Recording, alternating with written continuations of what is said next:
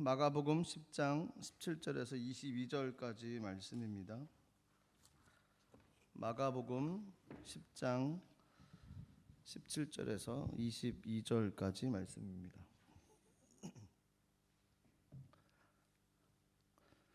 마가복음 10장 17절부터 22절까지 말씀, 우리 한 목소리로 같이 하나님 말씀 합독하도록 하겠습니다. 시작.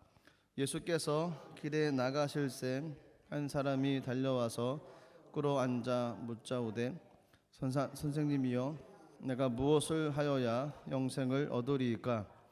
예수께서 이르시되 내가 어찌하여 나를 선하다 일컫느냐? 하나님 한 분 외에는 선한 이가 없느니라. 내게 계명을 안 하니 살인하지 말라, 간음하지 말라, 도둑질하지 말라, 거짓 증언하지 말라, 속여 빼앗지 말라, 내 부모를 공경하라 하였느니라. 그가 여짜오되 선생님이여 이것은 내가 어려서부터 다 지켰나이다. 예수께서 그를 보시고 사랑하사 이르시되 내가 아직도 한 가지 부족한 것이 있으니 가서 내게 있는 것을 다 팔아 가난한 자들에게 주라. 그리하면 하늘에서 보화가 내게 있으리라.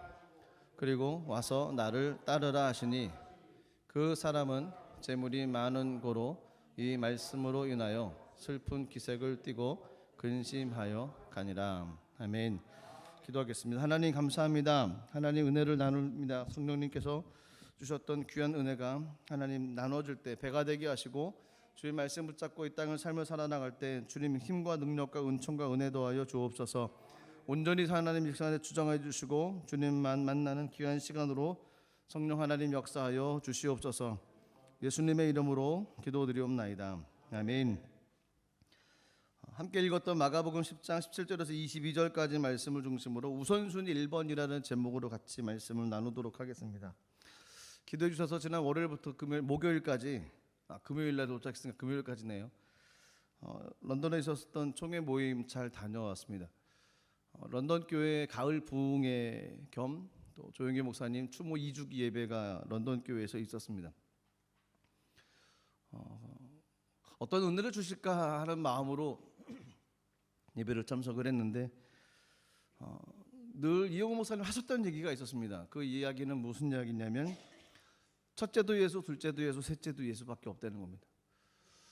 그 얘기를 늘 하셨습니다. 늘 하시고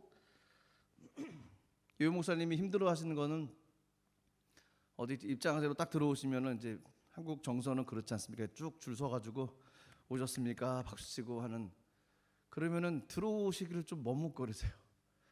하시는 얘기가 그럴 때 드는 마음이 늘 그러실 때입니다. 이 박수와 영광을 예수님이 받으셔야 되는데 아무것도 아닌 자기가 받는다고, 내놓을 거 없는 부족한 사람이 받는다고 너무 죄송스럽다는 얘기를 늘 하셨거든요. 그러니까 이런 얘기를 늘 하셨는데 그 하실 수밖에 없었던 이야기, 어떤 배경되는 그런 내용을 세미나 시간이 있었는데 세미나 때 그 얘기를 하셨어요. 특별한 얘기는 아니셨습니다. 영호 목사님 무슨 세미나 하시면 늘 성령 세미나 하시거든요. 성령에 관한 그 역사적 내용을 쭉 훑으시면서 성령 충만을 왜 받아야 되는지, 성령 충만이 도대체 뭔지 이 얘기를 하셨습니다. 대부분 오순절 교회 태동이 있을 때 성령 받은 증거가 뭐냐? 방언이라고 얘기를 하죠. 사실이거든요. 성경에 나와 있는 이야기니까 틀린 것이 아닙니다. 다른 교단에서 강조하는 부분도 성경에 있습니다. 그러니까 다른 교단이 이야기하는 것이 틀리고 우리만 맞다, 그 사람이 잘못된 사람입니다. 그리고 심지어 요즘은 타 교단에서도 기도하고 예배드릴 때 통성 기도하고 방언 기도합니다. 그게 나쁜 것이 아니고 그리고 보편화돼 버렸습니다. 한국 교회에서는 저희들이 예배드릴 때 악기를 동원해서 예배를 드렸던 것처럼 온 교회가 아주 열심히 찬양을 합니다. 정말 뜨겁게 찬양합니다. 예전에야 순복음께서 박수치고 찬양하는 것에 대해서 뭐라 했던 그 당시에는 좀 몰랐던 거죠. 세계 교회 분위기가 그렇습니다. 그렇게 예배를 드렸던 그 모습, 그분이 늘 성령에 관한 이야기를 하시는데 첫째도 예수, 둘째도 예수, 셋째도 예수. 오순절 태동에 대한 그 말씀일 때 성령 받은 증거는 방언인데 그 방언은 요즘 특별한 것이 아니라는 겁니다. 그런데 그 방언을, 성령 받은 것을 유지하기 위해서 성령 충만한 삶을 살아가야 된다는 겁니다. 성령 충만한 삶을 계속 유지를 해야 되는데 초점이 은사 쪽에 맞춰지면 안 된다는 겁니다. 은사는 어떤 성격하고 인품하고 틀리게 역사할 수 있거든요. 그러다 보니까 은사에 초점을 맞추다 보면 많은 사람들이 좀 헷갈려할 수 있는 경우가 있습니다. 은사를 받은 사람인데, 은사를 받은 목회자인데 삶을 보거나 성품을 보면은 믿어지지가 않는 겁니다. 그러다 보니까 이상해진다는 겁니다. 실족되는 영혼이 있습니다. 그래서 이호 목사님이 얘기했던 성령 충만의 어떤 개념은 은사에 초점을 맞추지 말라는 겁니다. 은사는 늘 있는 거고 보편성이라는 겁니다. 열매에 초점을 맞추라는 겁니다. 삶의 열매, 삶의 변화, 그 삶 가운데서 예수가 드러나야 된다는 겁니다. 원래 저희가 예수를 믿으면 저희가 죽지 않습니까? 하나님 만나고 나오면 내가 죽고 예수로 삽니다. 그것이 갈라디아서 2장 20절에 있는 말씀이죠. 내가 죽고 예수로 사는 겁니다. 그러니 첫째도 예수고 둘째도 예수고 셋째도 예수가 될 수밖에 없다는 겁니다. 누구를 만나고 누구를 얘기하건 예수만이 증거될 수밖에 없는 삶이 옳은 삶이라는 겁니다. 하나님을 제대로 만나면 그 삶 가운데서는 예수밖에 드러내고 나타날 것이 없다는 겁니다. 자기가 나타나는 건 그건 부끄러운 것이고 그 삶이 예수님이 드러나야 된다는 겁니다. 성령 충만에 관한 이야기를 은사의 포커스가 아니라 열매를 맺어야 된다는 얘기를 하시는데 좀 새로웠습니다. 저뿐만 아니라 참석하셨던 저 유럽총회에 있는 목회자들과 사모님들, 그리고 런던 교회에 있는 협의회에 있는 목사님들, 선교회에 있는 목사님들이 오셔서 영국 분들도 오셨고요. 한 100여 명 정도 오셨던 것 같은데 그 자리는 정말 놀라운 경험을 했습니다. 제가 눈물이 많거든요.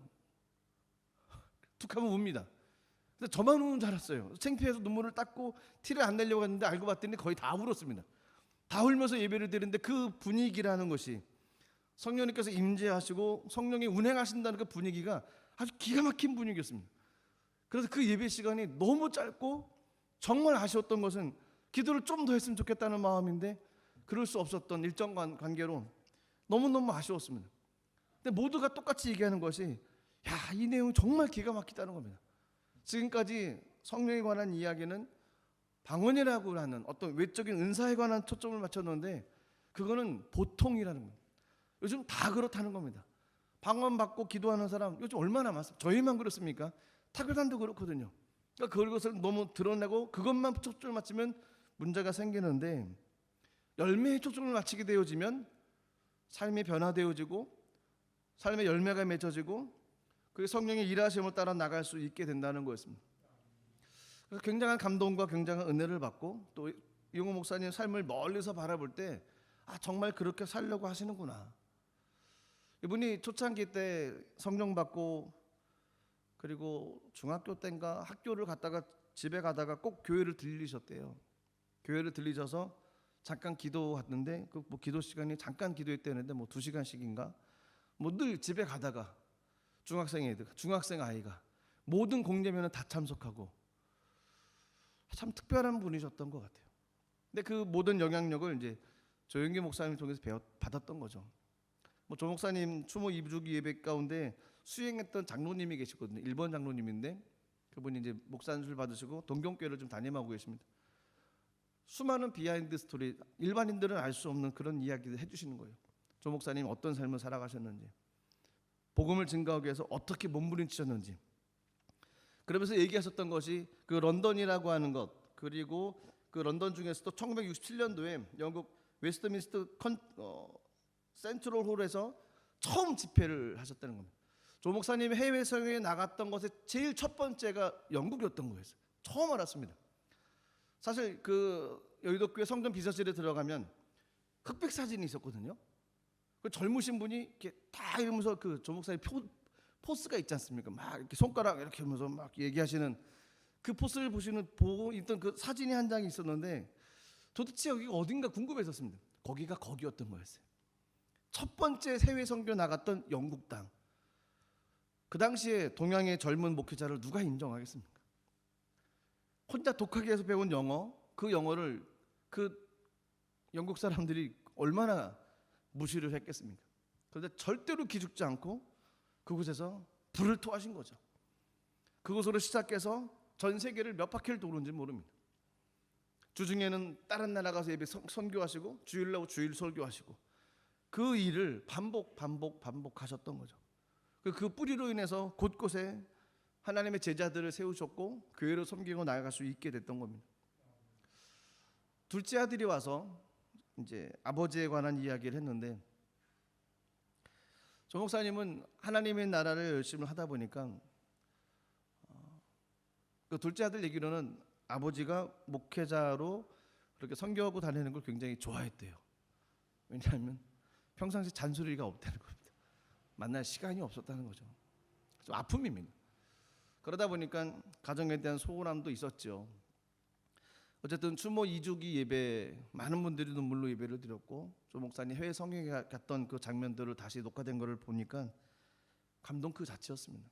휠체어 들고 목발 들고 걷지 못할 사람 뛰고 보지 못할 사람 보게 되고 듣지 못할 사람 듣게 되고, 성경에 일어난 그 일들이 일어나는 현장들을 그 스크린으로 다시 편집해서 보니까 정말 감동 그 자체였습니다. 그래서 이번 런던에서 있었던 가을 성회와 또 조 목사님 추모 2주기 예배에 참석했을 때 하나님께 제게 주셨던 마음이 있었습니다. 그것은 성령으로 덮으라는 거였습니다. 성령으로 시작하고 성령으로 덮고, 허물도 있고 어려움도 있고 문제도 많습니다. 성령으로 덮고 나가야 된다는 마음을 주님 주셔서 늘 이 부분을 같이 늘 얘기를 하고 고민하면서 성령 충만한 성령 운동을 해 나가는 저희 삶이 되기를 간절히 소망합니다. 기도해 주셔서 정말 감사합니다. 마가복음 10장 17절에서 22절까지의 내용을 보면 저희들이 무엇을 어떻게 해야 할 것인지 그런 내용들에 관한 이야기가 있습니다. 한 가난한 구두 닦기 청소년이 있었는데 그 청년이 이 청년의 소원은 부자가 되는 겁니다. 왜냐하면 구두 닦고 살면서 너무너무 힘들었고 또 부유한 사람들을 볼 때마다 그들이 뽐내는 것이 좀 마음이 불편했던 거였습니다.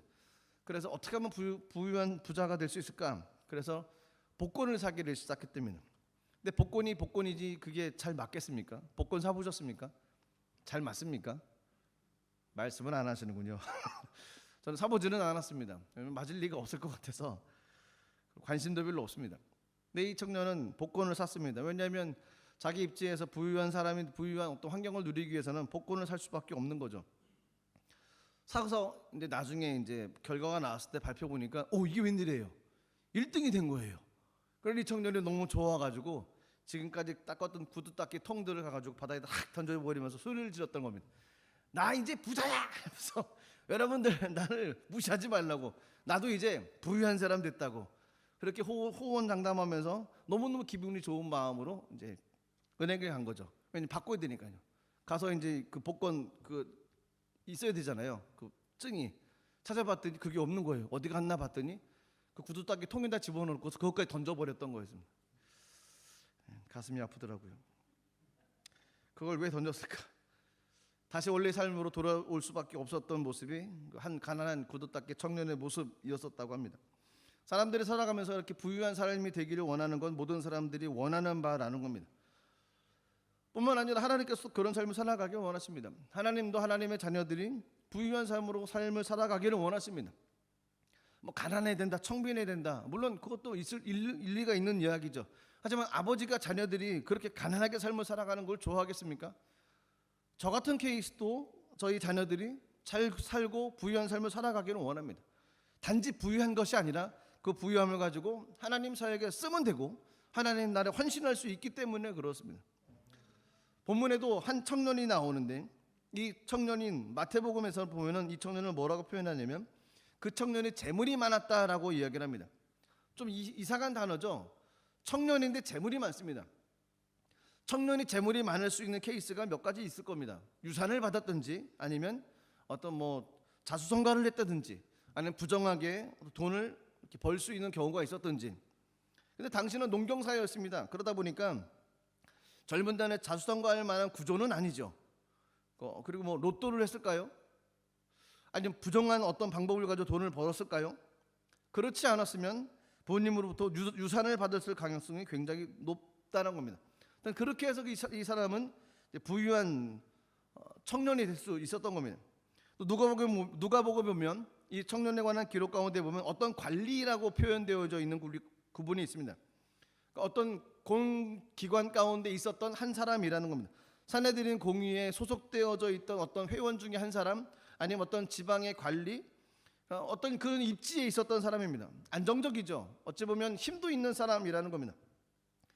이렇게 마태복음이나 누가복음에서는 이 마가복음에 나오는 이 한 청년에 관한 이야기를 재물이 많은 사람, 그리고 어떤 관리 모습으로 삶을 살아가는 사람이라고 표현하고 있습니다.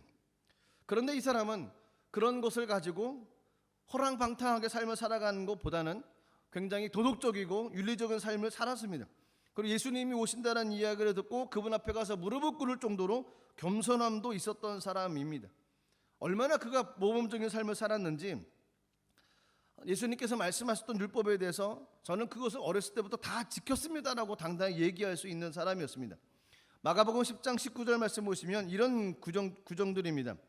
내가 계명을 하나니 살인하지 말라, 간음하지 말라, 도둑질하지 말라, 거짓 증언하지 말라, 속여 빼앗지 말라, 내 부모를 공경하라 하였느니라. 어려서부터 이런 내용들을 다 지켰다는 겁니다.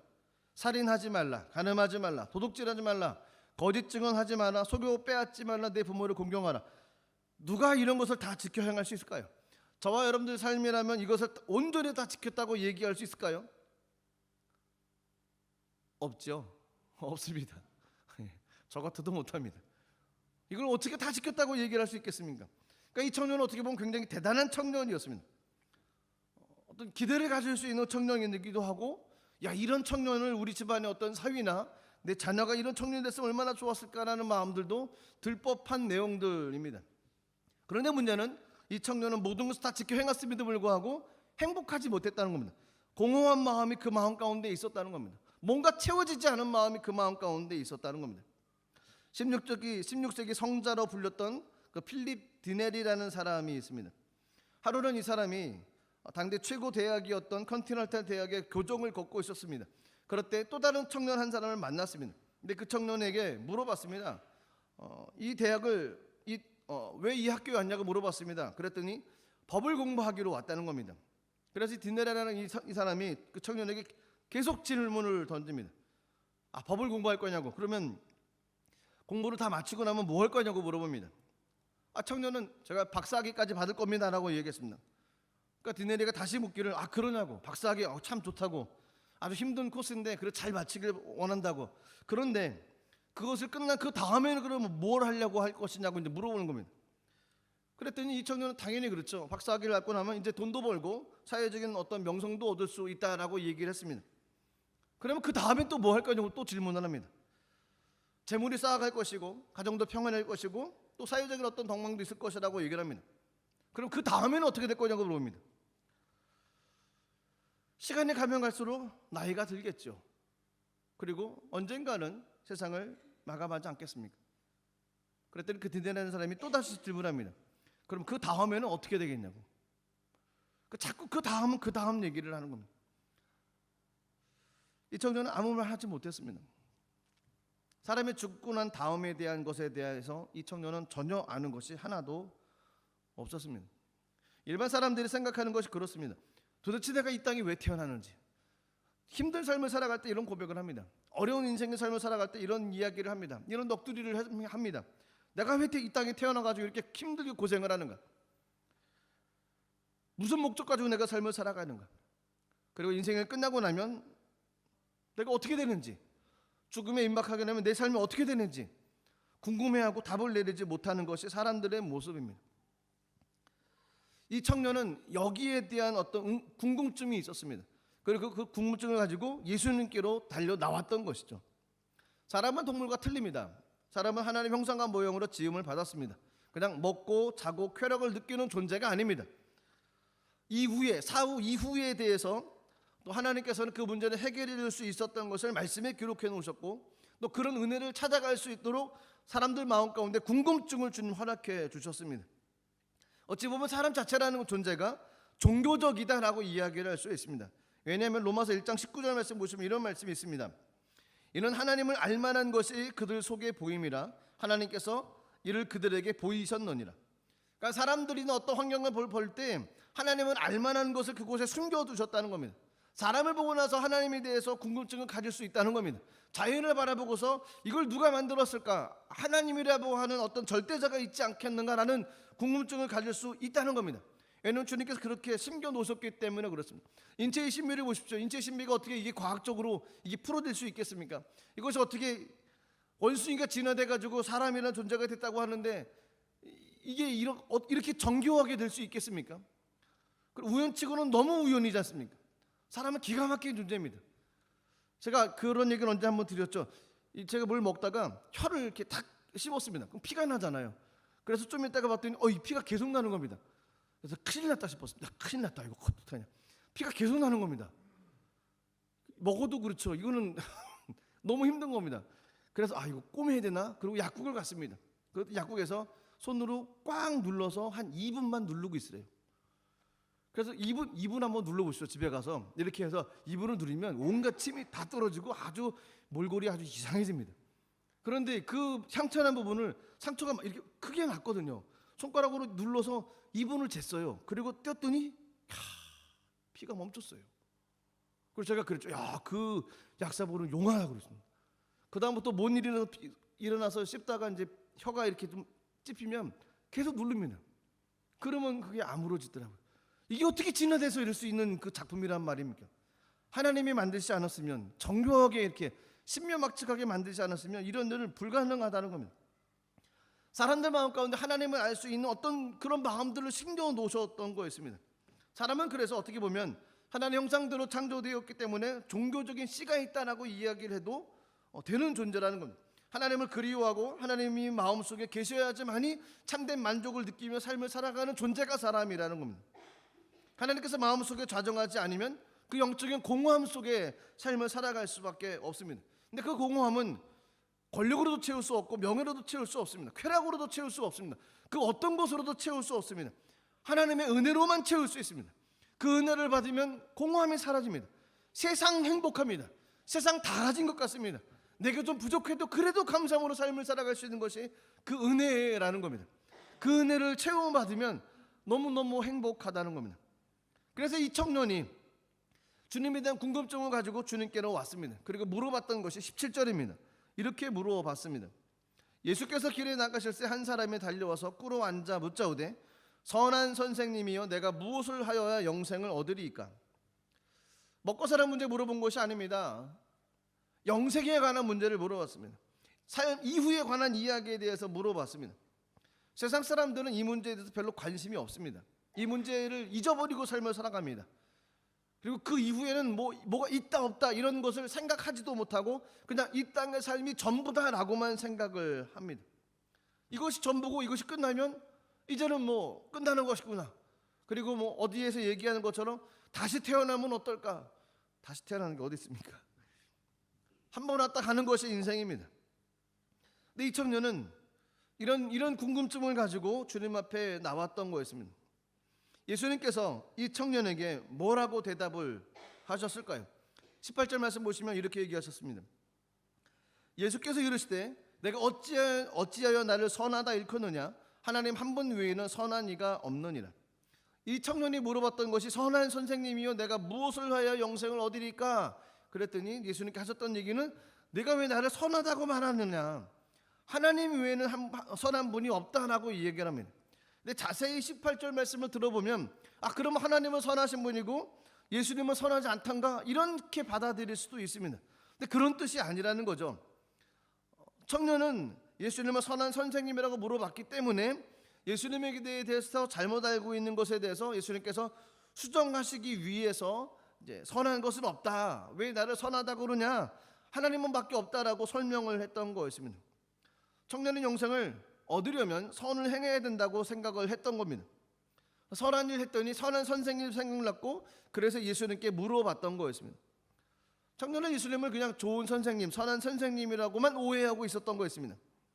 청년이 예수님을 선한 선생님, 즉 예수님은 인간으로만 선하신 어떤 인간으로만 불러봤기 때문에 예수님께서는 내가 나를 인간으로 봤다고 그러면 인간에게는 어떤 선한 것도 찾을 수 없다라고 말씀을 하셨던 겁니다. 선한 이는 한 분이라는 거죠. 사람에게서는 선한 존재를 찾을 수 없고 선한 분은 한 분이신데 그분은 하나님이라고 예수님께서 얘기를 해주셨습니다. 세상 사람들은 예수님을 4대 성인 중에 한 사람이라고 얘기합니다.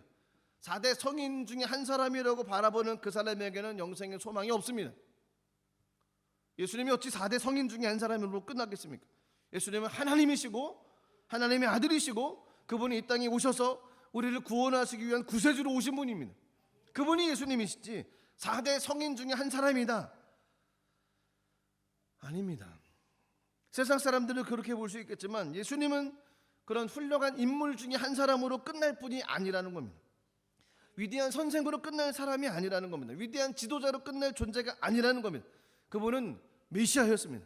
그래서 예수 그리스도라고 얘기를 하는 겁니다. 요한복음 17장 3절에 보면 이렇게 되어 있습니다. 영생은 곧 유일하신 참 하나님과 그를 보내신 자 예수 그리스도를 아는 것이니라. 영생은 하나님과 예수 그리스도를 아는 거였습니다.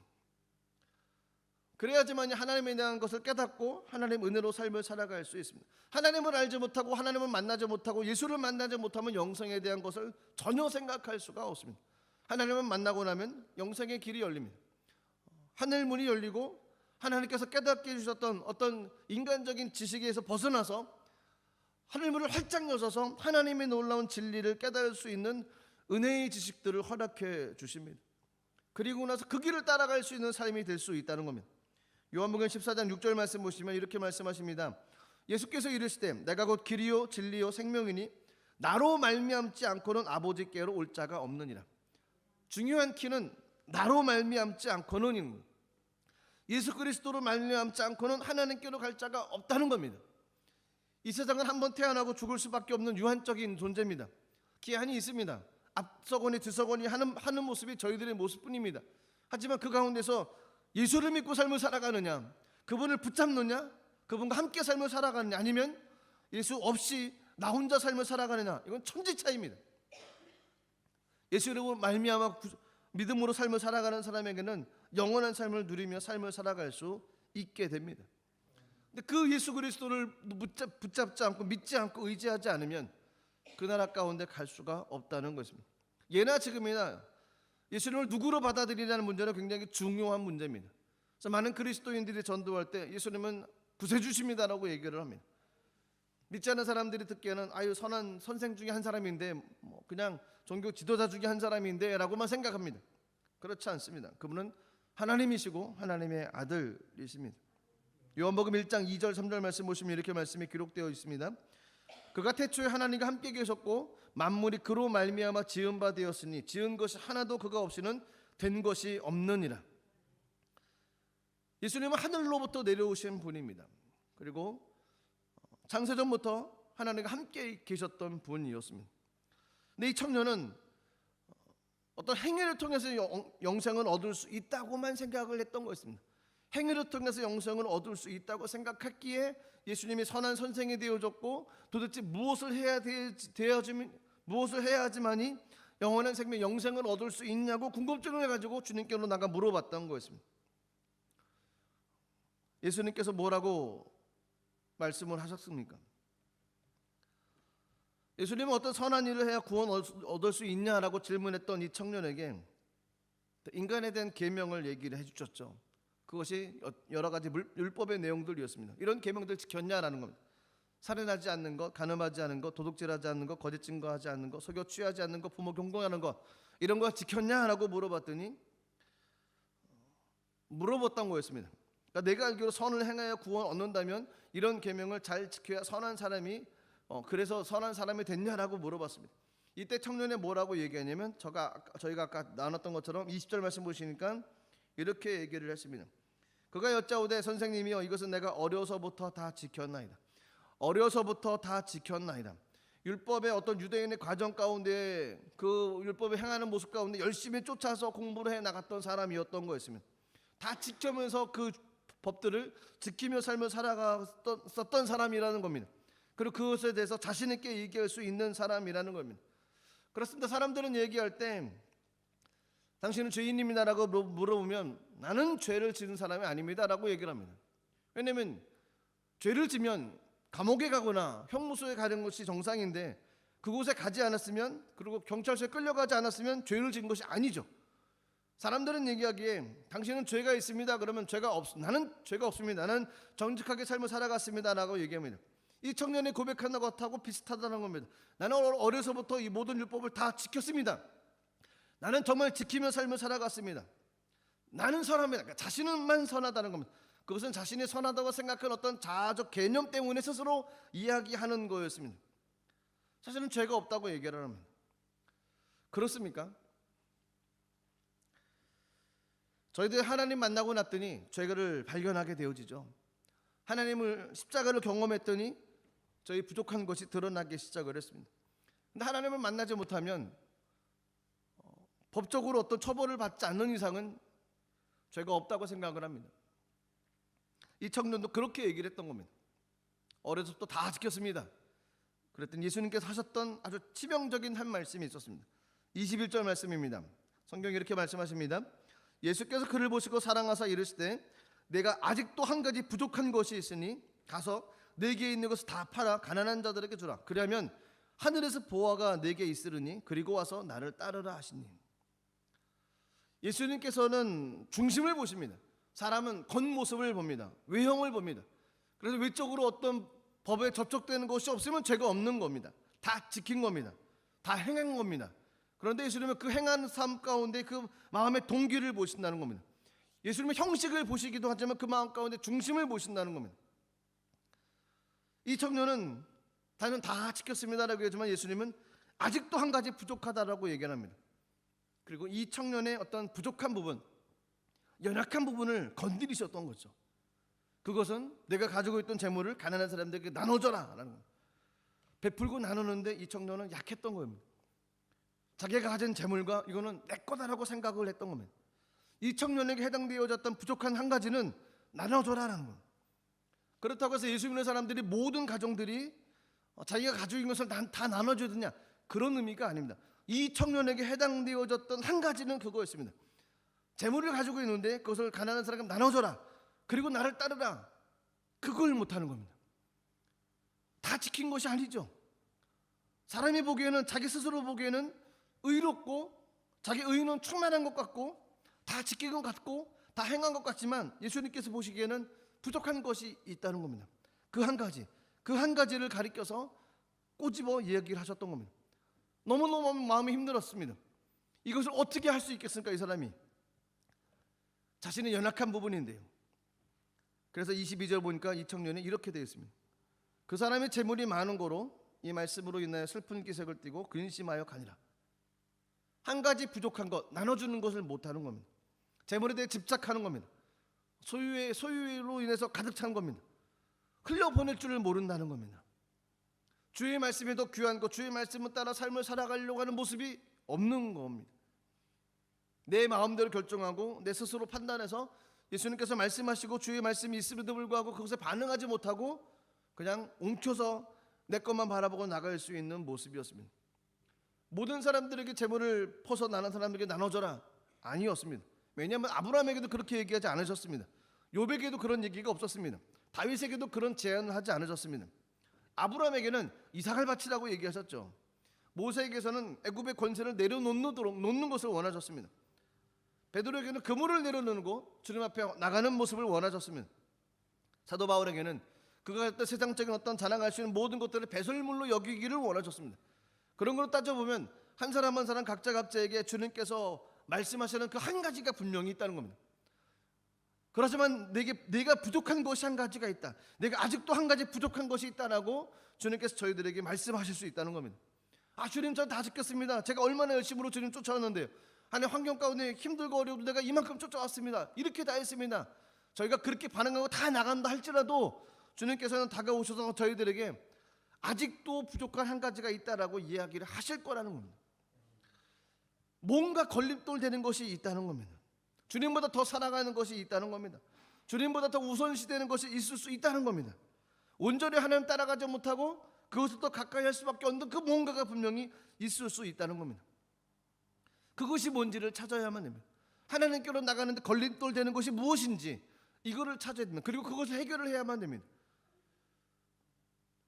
베드로는 예수님이 그 어떤 처형과 그 순간 가운데 도망다녔지 않습니까? 배신했습니다. 저주했습니다. 수제자라고 떠불렸던 그 베드로는 도망다니는 아주 치욕스러운 삶을 살았습니다. 부활하신 예수님께서 다시 오셔서 베드로에게 찾아가서 물어봤던 것이 그 얘기 아니겠습니까? 내가 나 사랑하냐? 정말 나 사랑하냐? 진짜 나 사랑하냐? 그 이야기는 너와 나 사이에 막힌 것이 있냐? 도대체 너 인생 가운데서는, 베드로 너 인생 가운데서는 나를 뭐로 생각하는? 이렇게 계속 물어보셨던 거였습니다. 예수님을 사랑했던 한 여인이 있었습니다. 예수님께서 한 바리새인 집에 들어가서 앉으셨습니다. 근데 예수님께서 그 소식을 듣고서 예수님께서 오셨다는 소식을 듣고 한 여인이 예수님을 쫓아서 그 바리새인 집까지 들어갑니다. 근데 그 여인은 온전한 여인이 아니고 죄가 있는 여인, 초대받지 않은 여인, 어떤 낙인 찍혔던 여인이었습니다. 근데 예수님 오셨다는 그 기쁨을 가지고 예수님께 드리려고 그가 가지고 있던 향유 담은 옥합을 가지고 갔습니다. 그리고 이 여인은 예수님의 발 앞에 눈물을 적시면서 머리털로 주의 발을 닦았습니다. 그리고 예수님 발에 가져갔던 향유 옥합을 다 부었습니다. 입맞추기를 그치지 않았습니다. 초대받지 않았습니다. 들어갈 수 없는 곳입니다. 예수님이 오셨다는 그 말 가운데 자신은 죄인이고 부정한 여인이고 그랬음에도 불구하고 예수님에 대한 소망과 갈망이 있기에 그분께로 쫓아갔습니다. 예수님을 사랑했던 것이죠. 예수님을 충만한 그 마음이 그 마음껏 솟아올랐다는 것입니다. 사람들이 보기에는 손가락질 당하는 모습이었지만 그는 예수님을 누구보다도 사랑했던 사람이었습니다. 예수님께 가서 그 모든 것을 다 내놓고 주님께 부었습니다. 저희들의 삶이 어떤 삶이 되겠습니까? 이런 모습이 되어야 되지 않겠습니까?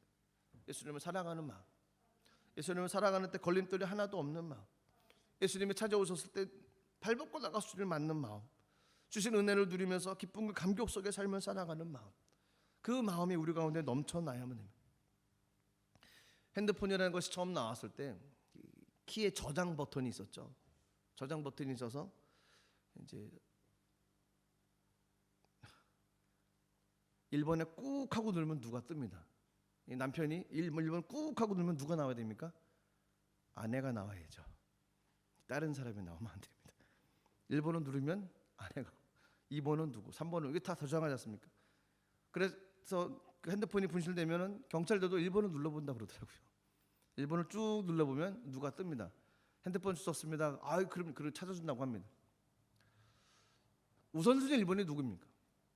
힘들고 어려울 때 저희가 꾹 눌러서 요청을 구할 수 있는 사람이 있어야 됩니다. 위기를 만나고 어려움을 만났을 때, 궁금할 때 핸드폰 1번을 눌러서 그분과 얘기하고 나가야 되는데 그 우선순위 1번에 누가 저장되어 있습니까? 예수님이 저장되어 있어야 됩니다. 이 청년은 부유했습니다. 그리고 어떤 관리직에 있었습니다. 공무원쯤 됐겠죠. 안정적인 집안, 안정적인 사회적인 어떤 위치, 그리고 어떤 권력도 있고 누릴 수 있는 위치와 어떤 책임과 이런 구조 속에 있었던 세상적으로는 참 좋은 사람 중에 한 사람입니다. 청렴하고 결백하고 열심히 다했던 사람, 율법의 내용을 열심히 지켜 삶을 살아갔던 사람, 모든 사람들이 탐내고 부러워할 수 있는 그런 사람. 하지만 주의 말씀에는 걸림돌로 넘어졌던 사람입니다.